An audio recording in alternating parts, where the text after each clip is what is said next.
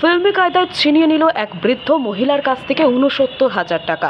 Rampurhat state bank থেকে পেনশনের টাকা তুলে বাড়ি আসছিল রামপুরহাট থানার পলসা গ্রামের ওই বৃদ্ধা। সেই সময় রামপুরহাটের ব্যাংক রোডে তার শরীরের মধ্যে চুলকানি জাতীয় দ্রব্য ছিটিয়ে দেয় এক অভিযুক্ত। এরপর টাকার ব্যাগটা মাটিতে রেখে চুলকাতে শুরু করলে এক ব্যক্তি তার ব্যাগটি নিয়ে দৌড়তে শুরু করে।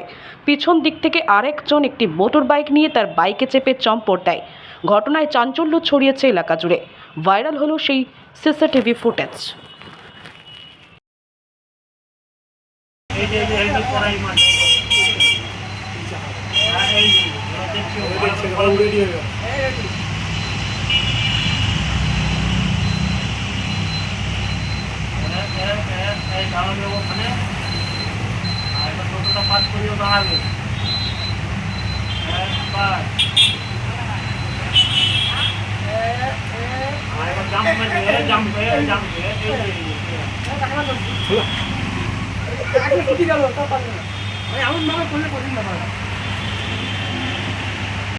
কি হয়েছে?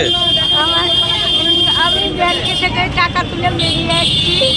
বেরিয়ে এসে আমি বলেটা এলাম যে চোখ ধর্ম করে আমার গায়ে কি দিয়ে দিল। তুমি আমার গা চুলকাচ্ছে খুব, তুমি আমি চুলকাতে লাগলে তুমি আমার ব্যাগটাকে ছেড়ে নিয়ে দুটো লোক বানাইলো ব্যাগ করে। ওরা কিসে ছিল? ও ব্যাংকে ওই ব্যাগেই সব ভরা আছে। আচ্ছা, আপনার কথা বলুন। ওরা কিসে আসছিল? মোটরসাইকেলে?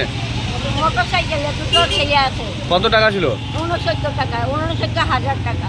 আপনি ব্যাংক থেকে তুললেন? হ্যাঁ। কোথায় বাড়ি আপনার? আমার তারাপীঠ পলসা। কি করেন আপনি? কি করতেন? আমি পেনশন তুলতে আসছিলাম।